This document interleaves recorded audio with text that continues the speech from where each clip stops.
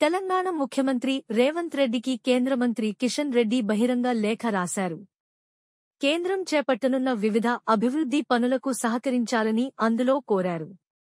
తెలంగాణలో రైల్వేలు, మౌలిక వసతుల అభివృద్ధికి కేంద్రం చేపడుతున్న చర్యలకు సహకారం ఉండాలని కోరారు. Secunderabad railway station, Charlapalli railway టెర్మినల్స్కు వెళ్లే రోడ్ల విస్తరణకు రాష్ట్ర ప్రభుత్వం సహకారం అందించాలని కోరారు. మౌలిక వసతుల అభివృద్ధిపై కేంద్రం ప్రత్యేక దృష్టి సారించి 10 ఏళ్లుగా ఆ దిశగా చర్యలు తీసుకుంటోందన్నారు. రాష్ట్రంలో రైల్వేల అభివృద్ధి మిషన్ మోడ్లో పూర్తవుతోందని పేర్కొన్నారు.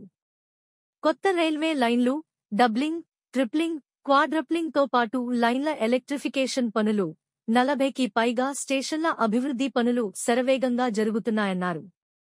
సికింద్రాబాద్, కాచిగూడ, నాంపల్లి రైల్వే స్టేషన్లలోని రద్దీని దృష్టిలో పెట్టుకుని చర్లపల్లిలో 415 కోట్లతో రైల్వే టెర్మినల్ను నిర్మిస్తున్నట్లు తెలిపారు.